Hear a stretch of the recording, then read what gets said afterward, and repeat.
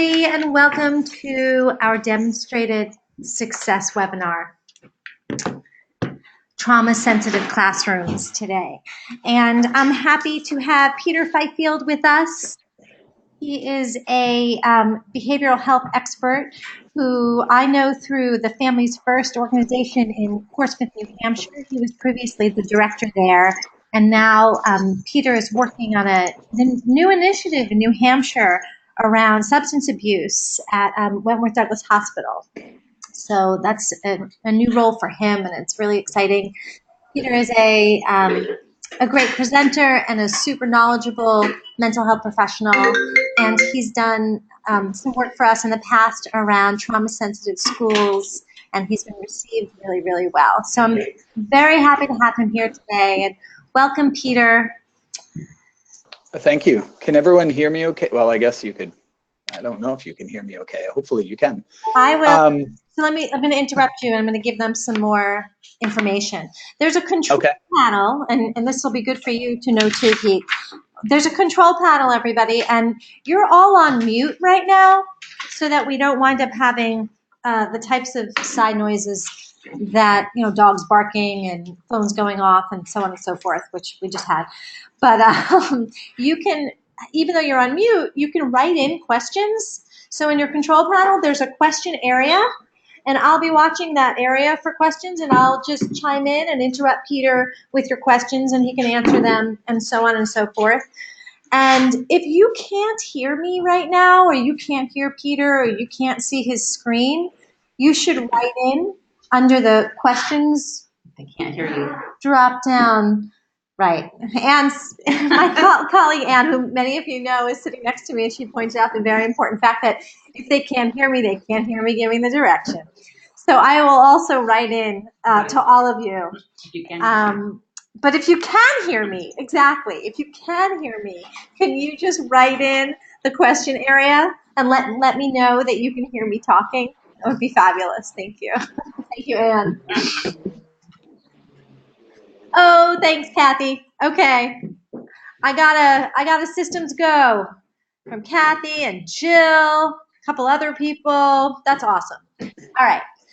So everyone can hear us. Welcome, Peter. And if you have any questions, then definitely write in and I will field the questions. Peter, if you have any questions, you can ask them out loud. Okay. Any last minute questions before you start? I think I'm good. Okay. Welcome, Peter. What? Oh, I just want to answer one more thing. Someone wrote in that they can't see you and I, Pete, and that's because we're not, we're just showing our screens. We're not showing our faces. We're very cute, both of us, but we're not showing our faces. Aaron has.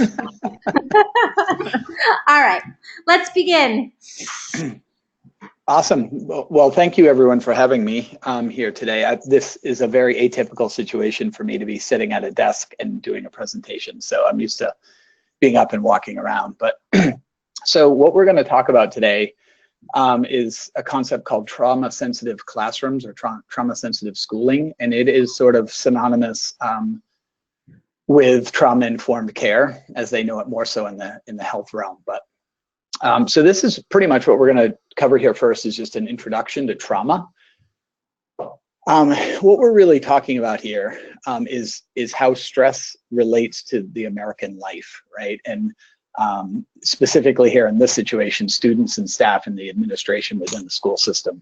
And really trying to move away from this idea that a kid is bad and needs punishment to creating environments in which they can succeed. I think that's a Ross Greene concept, right? It's a deficiency model, working on how do we sort of increase or reduce the amount of, you know, I don't like this word, but the deficiencies that an individual might have through education and an environment for them to learn. And then we're gonna discuss practical applications of evidence-based trauma-informed care, practices that are designed to reform education and the experience in general. So really what we're talking about here, right, if we just talk about what worries Americans, right, hate crimes, wars, conflicts, healthcare, economy, trust in government, that should say, I apologize for that, terrorist attacks, things like this. There's a lot of things that people are worried about just in general, like their general life, the zeitgeist, if you would, has a significant tension to it. So you take all these overarching larger worries, and then individuals have their individual worries that they deal with every day, how they fit in with school, their grades, their mom and the dad, et cetera, et cetera. So this is an interesting slide right here. So family on family violence accounts for 2% of all crime, okay? And acquaintance violence is about 48%. Now look at this, rough estimates suggest that less than 5% of violence in the home is reported. So I don't know what 2% of our population is, but 2% of 350 million, that's a lot. And then considering that only 5% is reported. So there's a lot of violence that's happening in our kids' homes that we're not even aware of. This last bit here, it was taken from the Constitutional Rights Foundation, and by the 7th grade, the average child has viewed 8,000 murders and 100,000 acts of violence on television and media. So not only are these kids and staff, everyone is not only dealing with these external sort of more generic big world stressors, they're also witnessing murders and acts of violence almost constantly in media. So the big deal here is really why we're talking about trauma-informed schooling and trauma-informed care and trauma-sensitive schools in general is for staff retention, student learning, reducing staff frustration and burnout, as well as student frustration, and hopefully helping reinforce positive behavior instead of disciplining, failing negative behavior, which has historically been sort of the approach. So trauma, I am a mental health counselor, and I have been for years, and I'm also a licensed alcohol and drug counselor. And within those two realms, you experience a lot of individuals that have lived through trauma. What I want to talk about is trauma as a definition, because I think we sort of, it becomes gray at times. So an individual trauma is defined as an experience that creates a sense of fear, helplessness, or horror and overwhelms a person's resource for coping. That last bit, the resource for coping, is a critical component here, because not everyone that experiences a trauma is traumatized. There's post-traumatic stress disorder, there's acute stress disorder, and those are very normal reactions to some degree, but not everyone sort of experiences the diagnostic criteria, say, of post-traumatic stress disorder, even though they've lived through a trauma. So traumatic events are typically sudden, unexpected, and extreme when we talk about acute trauma, usually involve physical harm or perceived life threat. That perception is very critical. And people experience these events that are out of their control, and they have a sense of powerlessness. And without a doubt, certain stages of life make people more vulnerable to the effects of trauma, especially in childhood and teens and early 20s, before the brain is really sort of fully developed. So let's just talk about an acute big single trauma, right? So it's one event. It's a loss of a loved one. It's an event like a school shooting, a sexual assault, a natural disaster, a car accident. Those are sort of examples of acute traumas. And then we have this thing called complex trauma, and that's what we're really beginning to be able to wrap our heads around a little bit more, is understanding the exposure to these multiple traumatic events that are typically relational, they're long-term, and they have a chronicity to them that is more than episodic or an acute situation like a motor vehicle accident or something like that. They're long-term neglect, abuse, and unremitting poverty are examples of that. So this is from Cook, Blaston, Spinoza, and Vendelkolk, and they talk a lot about sort of, these are experts in the field of trauma, and they talk about complex trauma exposure refers to the simultaneous or sequential occurrence of a child maltreatment, including emotional abuse and neglect, sexual abuse, physical abuse, and witnessing domestic violence that are chronic and begin in early childhood. Complex trauma outcomes refer to the range of clinical symptomology that appears after such exposure. So historically, you look at the Diagnostic and Statistic Manual that outlines diagnosis of, say, PTSD, and complex trauma didn't really fall in that little neat little category. Yet these individuals presenting with these symptoms, you're like, oh my goodness, there's something there. There's something obvious there. It just didn't really fit a clear diagnosis. And even at one time, the DSM, or the American Psychiatry Association, entertained a diagnosis called disorder of extreme stress not otherwise specified, because they knew this didn't have a way to put it other than that. But this complex trauma, although it's not complex trauma as a definition, is not diagnostic, it is very much, we're becoming more and more aware of it and how it interferes with our lives.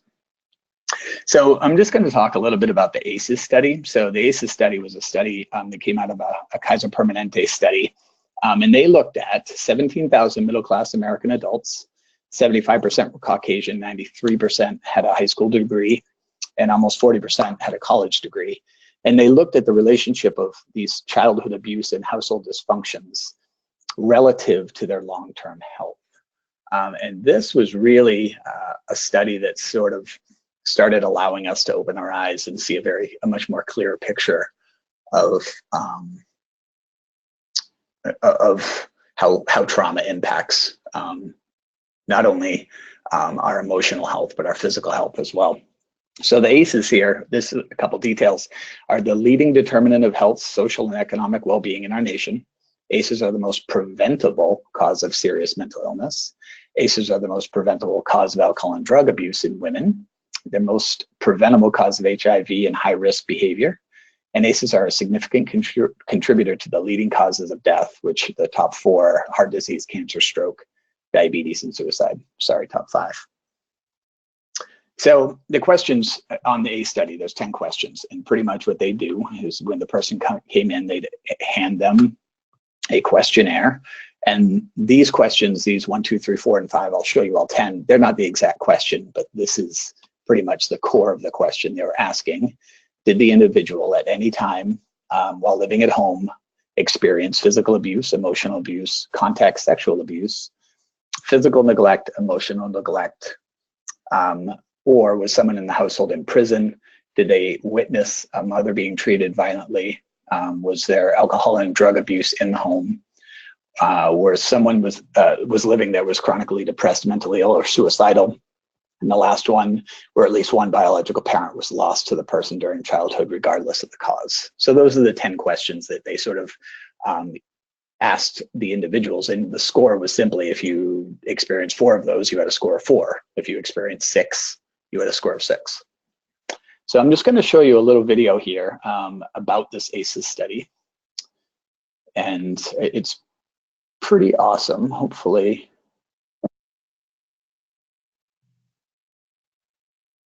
I believe you can all still hear me. So this is an overview of the ACEs study.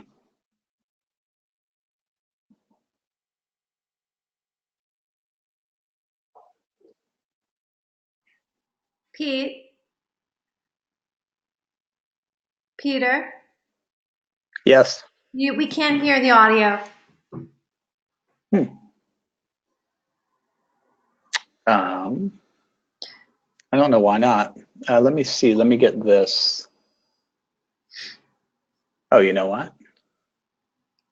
Let me share my second screen, possibly. Now you should be able to. Okay. I guess I can explain it, possibly. Yep. Or I can try to play it off of my computer. Okay. Here, let me bring up the PowerPoint. Yeah, that's interesting because I can hear it through the same stream as I can hear everyone, you know. What slide number is it? It is slide number 16. 16? Yeah. Okay. You know what? Why don't I go through this one, and can you queue up the paper tigers? Because I think that would be a little bit more useful. Sure. Yeah. So you go through that one, and I'll queue it up. You got it. Okay. Yep.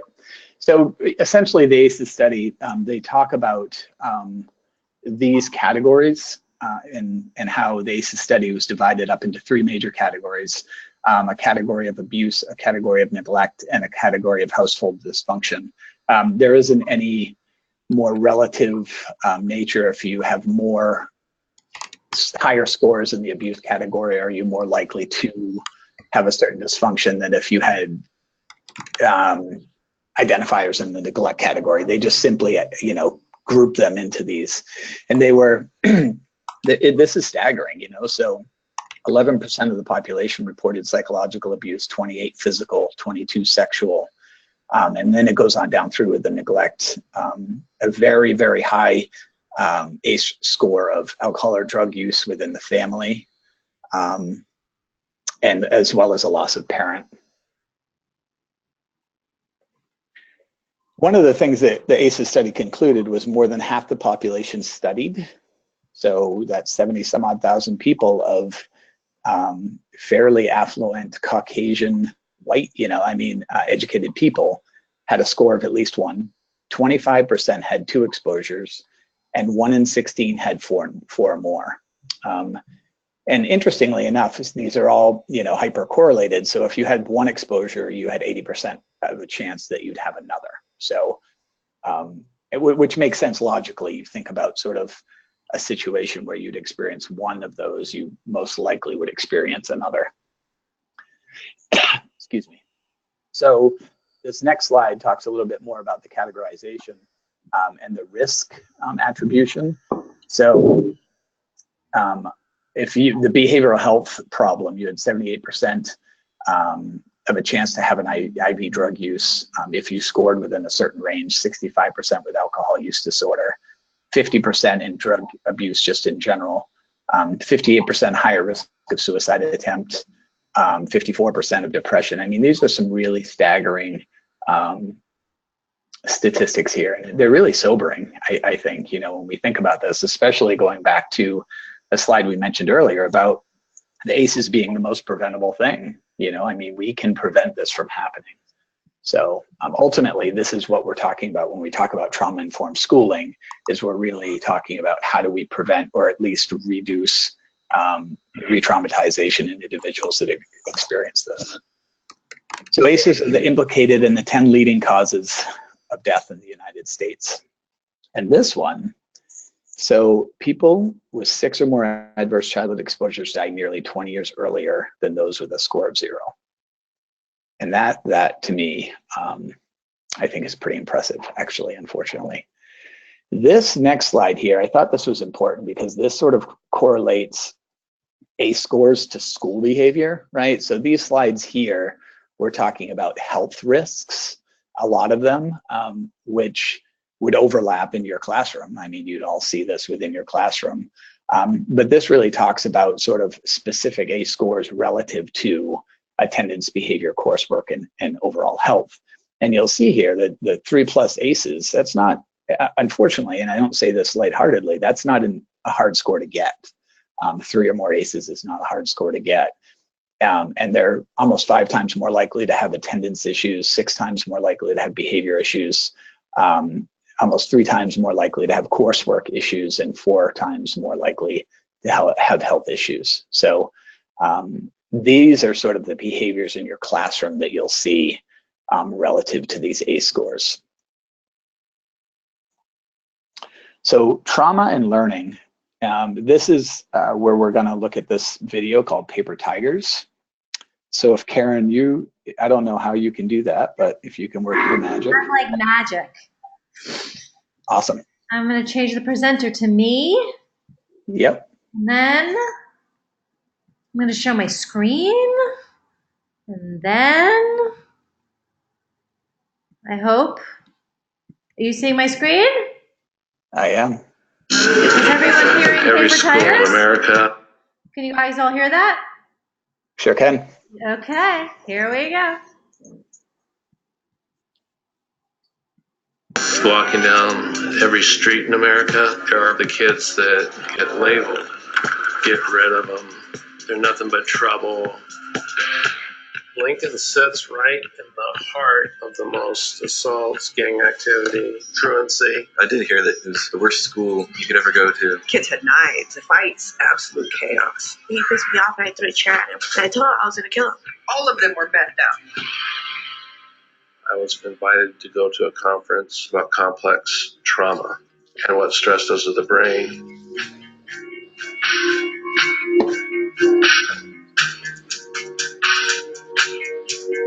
The behavior isn't the kid. The behavior is a symptom of what's going on in their life. My mom was like, "Dear Shelly, she's the only thing I had." And for her to abandon me like that. His coping mechanism was drinking a ton, smoking a ton. I remember one night, I didn't want to be alive. It hit me, and it hit me really hard. You have to unconditionally love them, and you have to believe that their behavior might be out of their control. I love playing guitar with some of these guys. I feel like that's almost as strong as anything we ever do in class. After that, he wasn't only a discipline figure, he was like a friend. Half of the student's body had over a 3.2 GPA.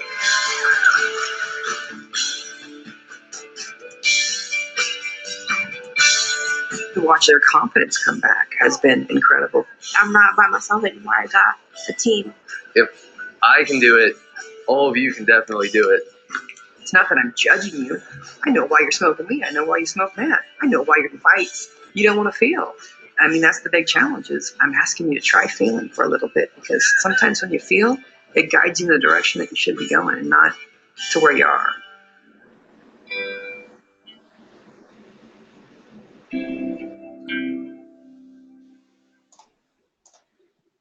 Okay. Peter, I'm giving you back the screen. Wow, that was pretty smooth. You're on. Yeah, can you see my screen? I can. Folks, Okay. you should definitely write in if you can't.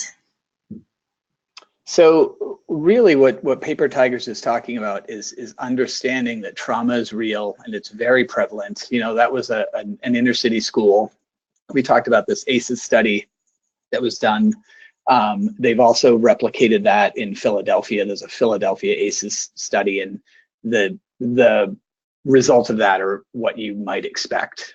Inner city and low income individuals sort of scored a much higher, they had a lot more higher ACE scores. So what they're really talking about here is that trauma is prevalent, it's more common than we know, and it's toxic to the brain and its effects on development. So these individuals really are guarding against feeling because they don't know how to control the feeling.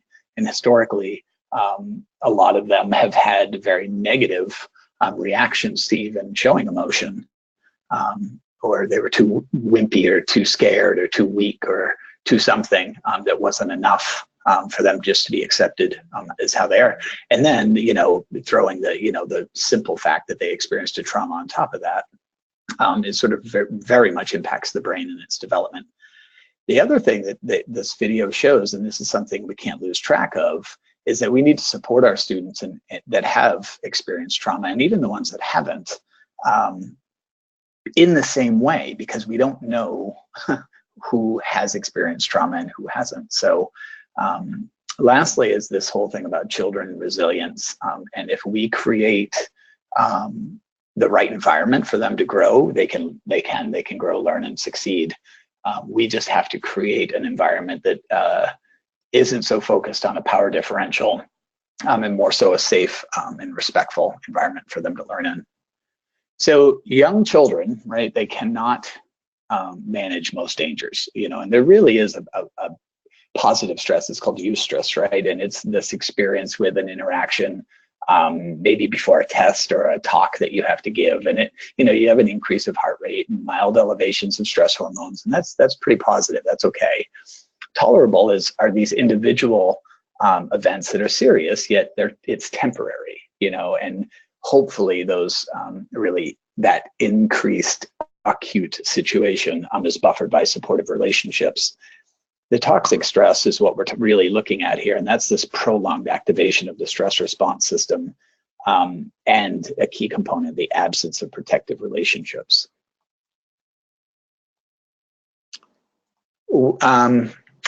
That last video, that's just really a video of this slide, right? So when this slide to the left as you're looking at it. Are you okay without me playing it? Yeah, we don't need that. That's fine. Okay. The slide to the left shows, you know, your sort of your higher cortex, your prefrontal cortex, which is located, you know, in your frontal lobe. Low emotional states, that higher cortex is working. You know, that's the sort of thing that allows us to think abstractly and rationally and problem solve and take care of normal day-to-day stressors.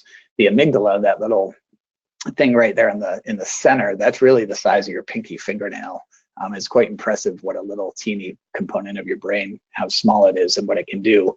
And then the brainstem is your sort of, you know, that's where all the input is really coming in through your physical self.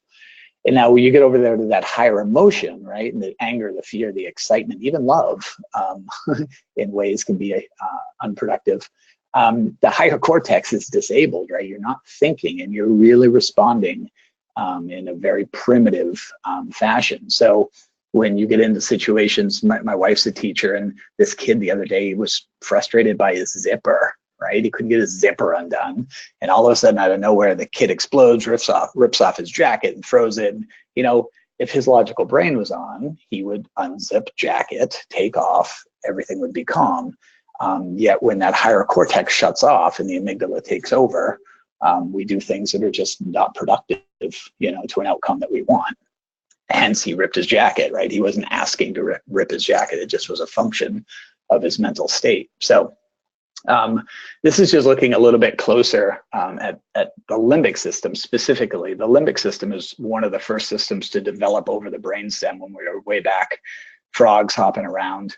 And it really is, they call it the reptilian brain as well. And it is so such a hardwired component in our brain, and it really trumps most other things. So if our brain is wired to sort of be hyperactive within that limbic system, it trumps calm, responsive reactions, or sort of more effective reactions that would be associated with the external cortex, that squiggly, bumpy stuff you see there that you identify the brain. That's your thinking brain, your abstract brain. So that amygdala really is what drives the fight or flight. And it's cued in by the hippocampus and the hypothalamus too, which we don't have to get into. But really, it's sort of that center component here that drives the fear response. So this is highlighting just that inner brain. This is the limbic system. And what we really want to do is, in ways that we know how and can teach kids and other people, is to reinitiate the executive function, which allows for being aware of consequences and future planning and being able to reflect on your own behavior, having empathy for others, and most importantly, the stop-start behavior. And you know as well as I do, kids in high school with a thinking brain don't do this stuff well, right?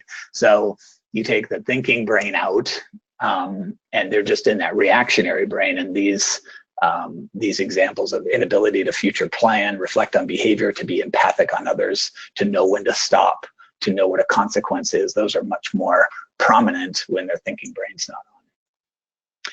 So this is just an area here highlighting the sort of prefrontal cortex that really helps out with allowing it to facilitate effective behavior. So the prefrontal cortex here that are impacted by trauma, right? So significantly smaller, these brain regions, when they do imagery, these areas are significantly smaller in people with a history of significant complex trauma. And it really does reduce their ability to adapt and develop.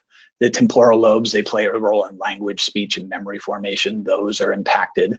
A lot of times people report, really bad childhoods. They don't remember chunks, huge chunks, years, multiple years of growing up. They just don't have any recollection.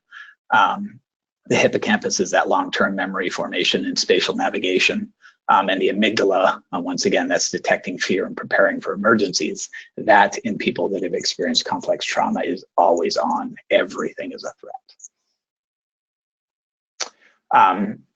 The survival brain. So we know this thing. All of us normally have a fight or flight. They call it freeze. There's a freeze component and maybe even a flock component. Researchers are looking into that. So this is a normal response. We all want to have that response.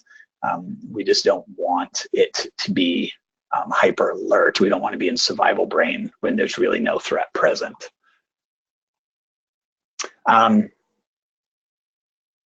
So child traumatic stress is the physical and emotional response a child has to events that pose a threat. So when a child experiences trauma, and the child may be unable to cope, right? So they have these feelings of terror and powerlessness, and that psychological arousal, they cannot control that.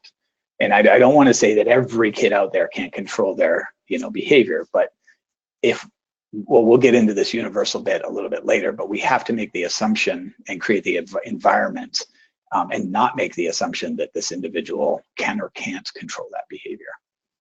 A traumatic event can affect a children's view of self, the world around them, and the future, which is one reason why they think depression is so high regarding this population, is because the future looks bleak, And a child who's traumatized may not be able to trust others, and therefore they sort of isolate, and they have difficulty handling transition and life changes in general. Trauma in early childhood can also impact the brain's ability to crosstalk. So we're talking about your left and your right hemispheres. Your left and your right hemispheres, there's some research that says, your left hemisphere is a little bit more calculative and logical, and your right hemisphere is a little bit more emotional. And women on a whole, I'm not stereotyping, but this is what the research says, are able to transfer back and forth between those left and right hemispheres a little bit easier. Males are a little bit clunky. They stick to one side and then clunk over to the other side. They don't really traverse that all that easy. And individuals with complex trauma have a really hard time cross-talking with the left and right hemispheres. And lastly, a whole piece here, and this relates to their overall health.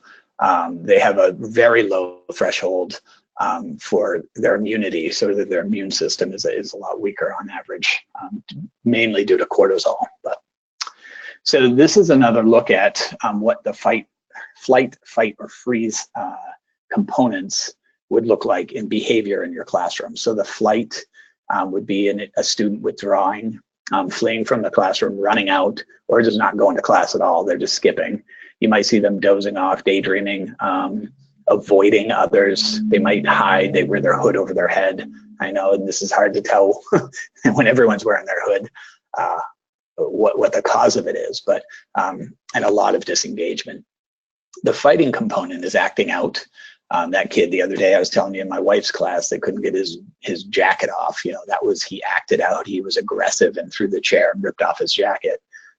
Some versions of fight too are acting silly, and just being plain old defiant, or just general hyperactivity or arguing, and then obviously screaming, yelling.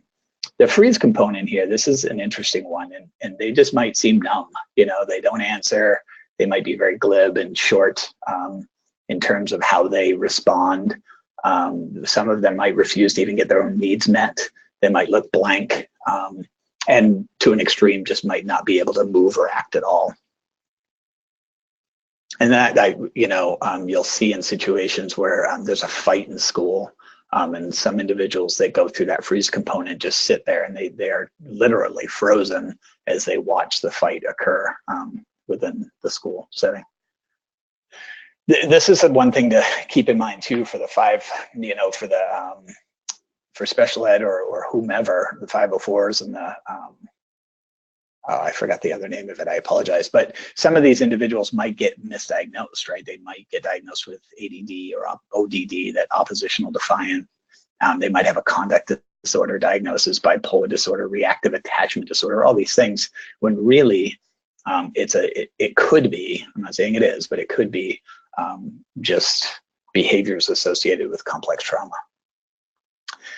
So these are some of the sort of core beliefs that individuals that experience complex trauma have, and it's this sense of powerlessness, like they have no control, which comes back to why giving up that control, that power differential, is really important with engaging with individuals that have experienced trauma.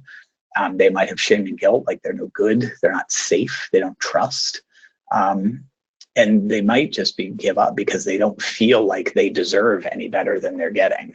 And this is what that Paper Tigers video was all about. It was like showing that, no, you do deserve better, regardless of your past. You're not broken. So, and then creating a safe environment for them to learn in. So we all know this, right? When the part of the brain is not fully developed, an adolescent may engage in more risk-taking behaviors, more poor decisions, not perform well in school, and become involved in criminal activity. So we talked about, you know, the adolescent brain, the child, adolescent, and teen brain doesn't really make good decisions just normally because it hasn't developed to the point yet on average. And then you add this complex trauma and that even inhibits that even more. And I love this quote, and I wish I could source it, but it states that it's hard to get enough of something that almost works, right? So they feel like living on this, in this situation with these complex behaviors. I have a stop recording message with no, I'm sorry. Karen, can you tell me if you can still hear me? Peter, I can hear you. Okay, okay. There was a ding and something changed in my audio, so, okay. So really what we're talking about is kids that are having a hard time managing these big emotions, right? They might be chronically irritable. They might have no empathic response that you feel like they do. They do, they just don't show it. They might not be able to express their concerns. And really they have a difficulty appreciating how their behavior impacts someone else. Thus they have a difficult time working in groups and showing empathy.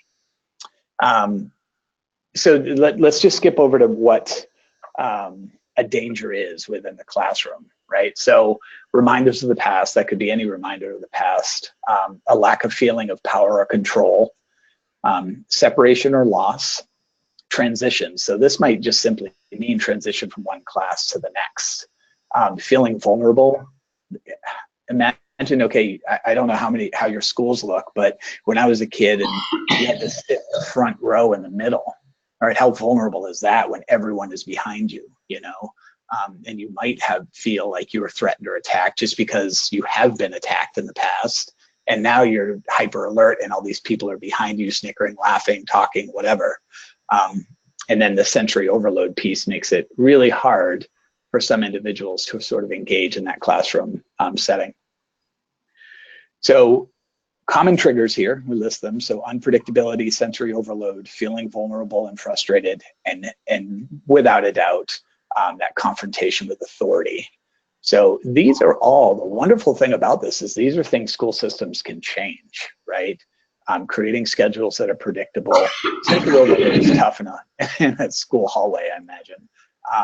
But having some rules in the classroom around sort of communication, feeling vulnerable and frustrated, the vulnerability component can definitely be addressed, as can confrontation and authority.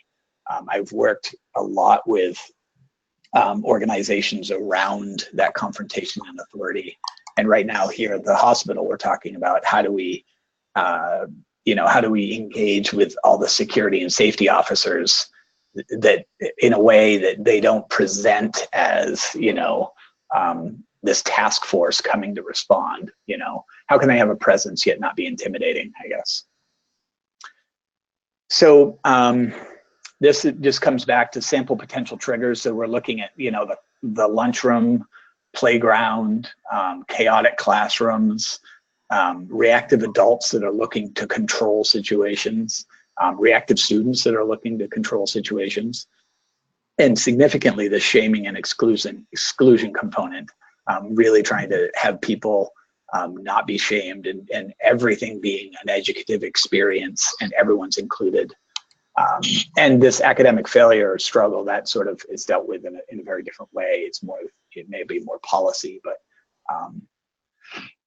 that can be addressed as well, and you'd be less likely to trigger an individual. So this is why, this ratio here. So in your school, any school, it's a 1:16 ratio of who has been exposed to multiple exposures. So in a classroom, any given classroom of 32 people, there could be 2 in there, and we might not know who those are. You might, all teachers might know who they are, but we can't assume we do. And thus we talk about this universal precautions approach, and that's working and interacting with everyone in a way that they might have, they might not, but they might have a complex trauma history. Because this is really what you're seeing here at the top, this iceberg, right? This little bit at the top is what we see sometimes in the classroom, and way down here, all that sits underneath is what's going on in their world, maybe currently, but and even in the past. So how do we work with students and colleagues in a trauma-informed way? So the common experience of psychological trauma are disempowerment and disconnection. Recovery, therefore, is based upon the empowerment of the survivor and the creation of new connections, really. So we're talking about creating new connections, creating new relationships, enhancing relationships, and moving away from this idea of isolation, because this sort of reconnecting and re-empowerment cannot happen in isolation. I'm just going to show you, we're going to talk a little bit about attunement here, or attachment, sorry. And the Harlow study back in the 50s and 60s, where he took these monkeys and he gave, he added a milk bottle to this wire caged doll, if you would, and then he just put soft, furry terry cloth on another one with no food, and over and over and over, the monkeys went to that soft, nurturing, caring, comfortable terry cloth doll, as opposed to the one that offered food. There's also an attunement concept that's relative to all this, and it really describes how reactive a person is to another, right? So it's kind of reading the room, and a person who's well attuned will respond with appropriate language and behavior based on what the other people in the room are doing. So that's sort of the job of the teacher, is to not only do this, but replicate it and teach it to the other individuals in the classroom. It's completely a learnable skill.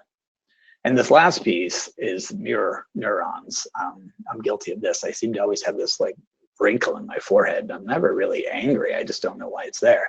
But you'll see how it says, so how do you get your kids to read, right? She's reading.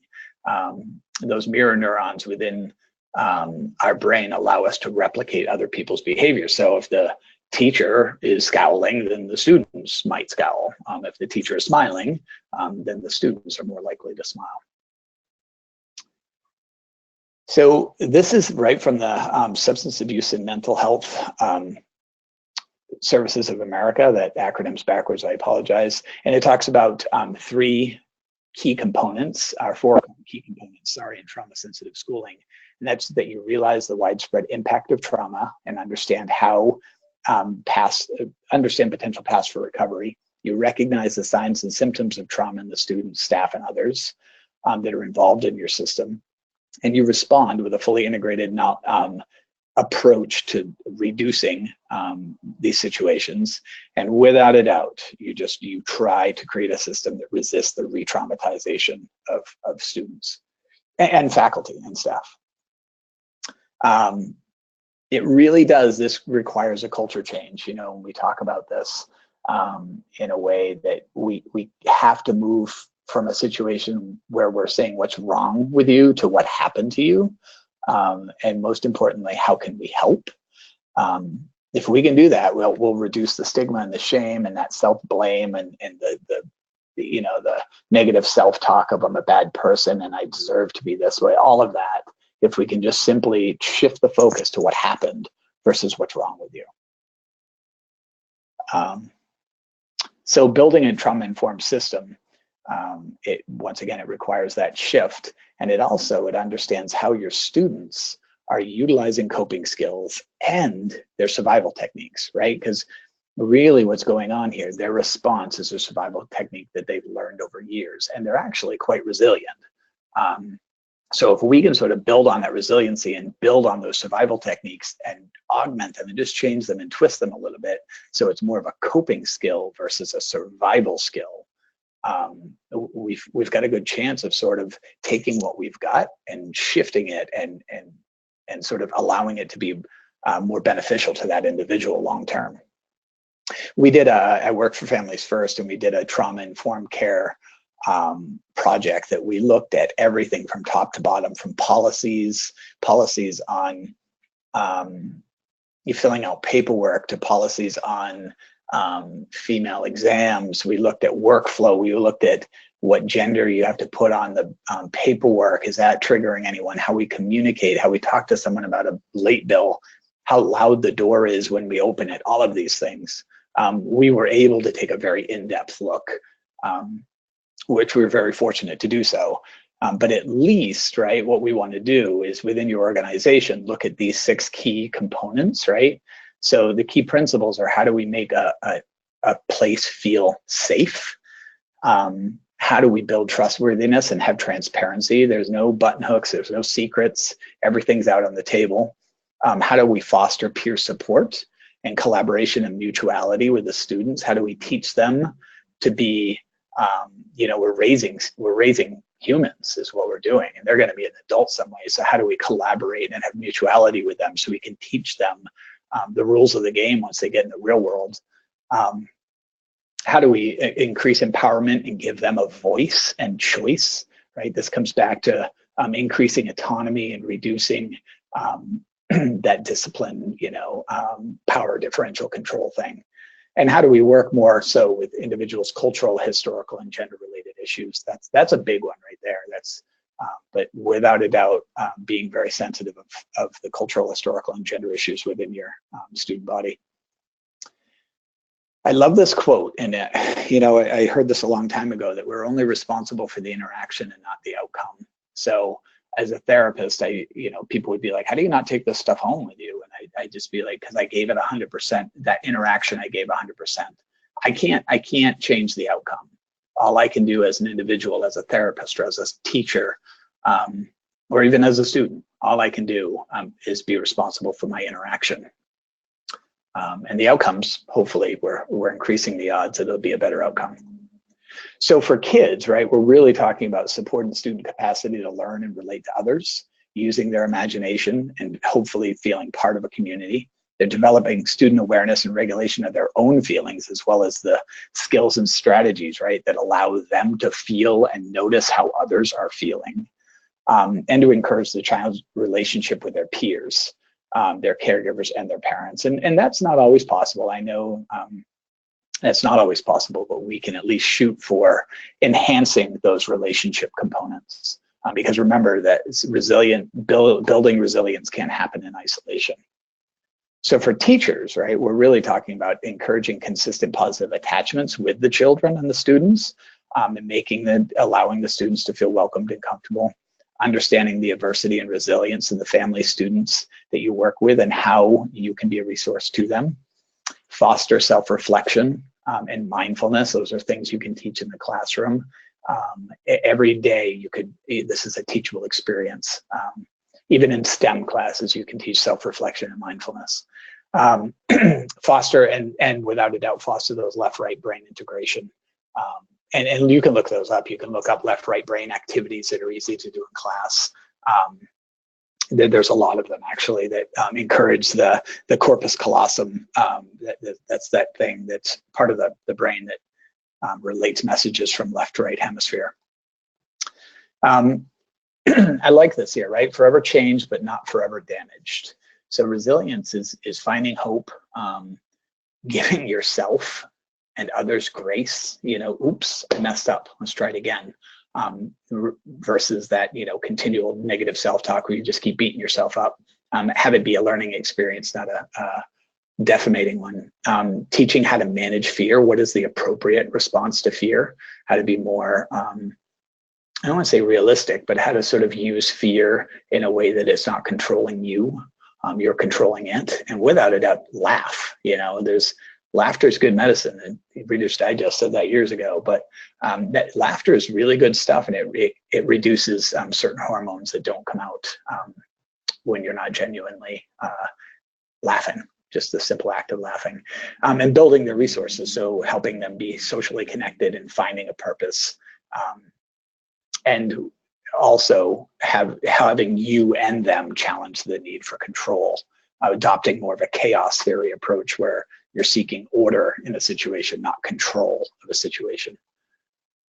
And teachers, right? It's really hard to sort of replicate and do the smile when you're kind of banged up yourself. So short term, right? Short term interventions, you can stop and breathe, simply change the chemistry of your body by taking 5 deep breaths. Cognitively, you can reframe situations such as he's pushing my buttons, he did that on purpose, to a reframe of wow, he's got a really good, he's really trying to get what's best for him, kind of thing.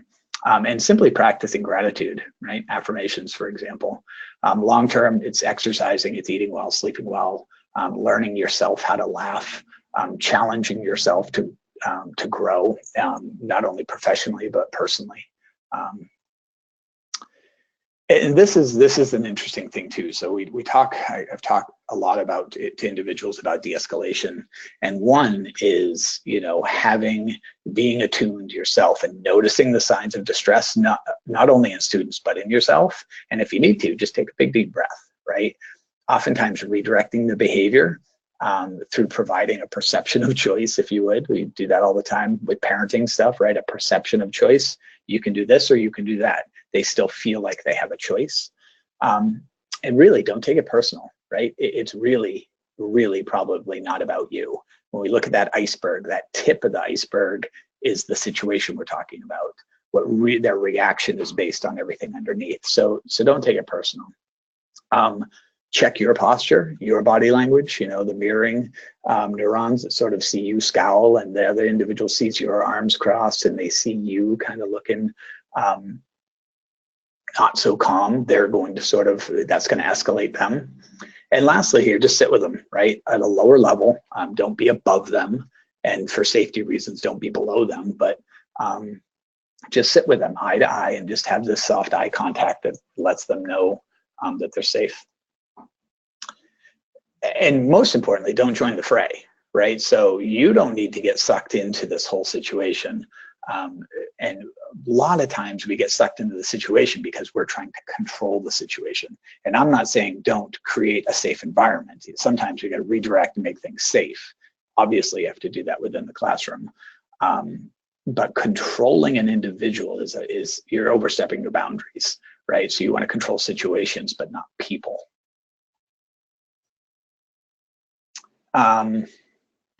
Peter. So, yes. I have a question that's written in. Sure. Do you have an example of controlling individuals versus controlling situations in a school setting or in a, off the top of your head? I'm trying to think too. Sure. No, I guess controlling a person would be something like sit down now. Mm-hmm. Right? That's a person. Controlling a situation is trying to create a safe environment. Like, okay, everyone, this is a safe area. Can you move over there? Can you move over there? Everyone just kind of take a big deep breath, and you're seeing it as a situation versus an individual behavior. Mm-hmm. And if there is a very specific violent behavior, obviously you've got to control that, right? You've got to you can't let an individual with a bat swing whatever they want. I don't know, for example. But when we're not talking about potential threat to self or others, we don't need to control that individual. We need to redirect, reframe, and help calm that individual. Because really, they're trying to sort of act rational with an irrational person. Well, it's an irrational behavior, right? You can't, and if their thinking brain isn't on, then they're not acting rational. Okay. Is that a good example? Yeah, that'll do it. Thank you. Yeah. Yep. So one of the things that that we can do to kind of control situations is change how we talk, right? So reassuring them, I'm sorry you're going through this, asking them, you know, what's going on, and reflecting, you're frustrated right now, you know, like you don't necessarily have to do this deep inquiry of tell me what's wrong. You can simply reflect what you think is going on with them. Also asking this question, do you want me to just listen or do you want me to help? The redirection kind of component is, I wonder if this was just a little bit more calm right now, or I wonder if you were in a different situation, how would you handle this? And then being very clear and collaborative with an outcome, right? So you're really trying to say to them, hey, we need to figure this out. Okay, I can think of some suggestions. Do you have any? But we need to figure this out. It's not I'm controlling you, you're doing this. It's we need to figure this out. Much more collaborative approach, that's all.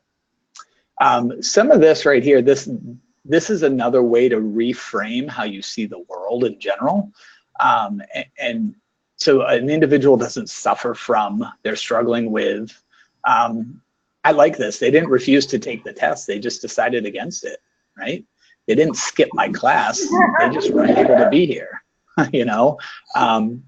They, in these discipline plans, they were non-compliant. Well, they just didn't see the value in it, right? And I like this last one. They weren't late. They were determined not to miss the class. When we can reframe things like this, I just heard laughter. That's fantastic, because that's what it does. It allows you to be lighter about the situation and not take yourself so seriously. I think about this in healthcare all the time. We invented a verb called no-show, right? I'm so important, you no-showed me. And that's my ego at its best right there. So it really, a lot of this is, it's not enabling and it's not allowing them to do whatever they want. It's just picking your battles and what you want to struggle and fight with. And then taking that energy that you're not struggling and fighting and moving it over towards a more collaborative effort with the students. Isn't it also, the language change really makes you careful of not injecting yourself in there? You know, oh, absolutely. Making yourself the object of the action. Yep.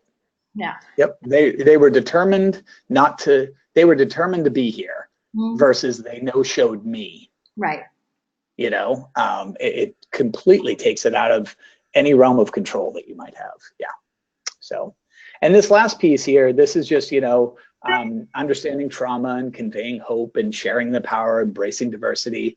You can read those. I mean, these are just ways that you sort of, you know, bullet points, if you would, of how you can sort of create a trauma-informed school through the staff behaviors that you can change.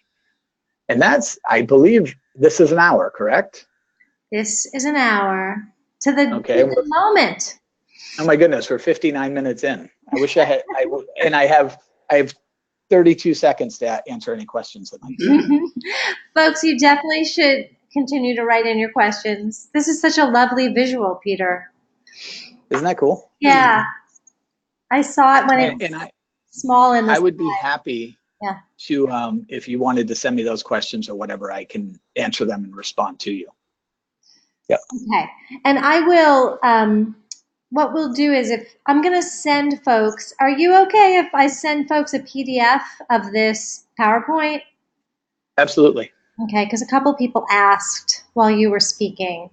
And with that, I will send you the any other questions that come in. Okay. And I'll CC you on those emails so that folks have Peter's email. What else? Thank you. It was that was wonderful. It was terrific, and thank you. And I learned a lot again, and I appreciate it. Does anyone have any last minute queries of Peter? If you want, I can unmute you. I can see if I can unmute everyone that I can see. Although, if you write in, I think it's better if you want to just write in a question and then I can unmute you if you'd like to ask Peter directly. We'll just wait for a couple more seconds. Sure. Well, it's funny. Every time I have no script for this either, so every time I do it, it's different. It feels like, you know. It's good that we get even more information. Okay, well, then I guess nobody has any last minute questions for Peter. I will be sending the webinar to, so a couple of things. I'll send everybody a copy of the slides, but also this webinar is recorded and it's posted on Vimeo, and the link will be available to you. And do we send the links? I can't remember now whether we sent. I think we have them embedded in the Demonstrated Success website in the resources page. So we hope that you enjoyed it. And Peter, thank you again. Oh, look at that. My email is spelled wrong. It's demonstrated. It's DEMON. Not Demin. So that's interesting for a literacy specialist. Okay.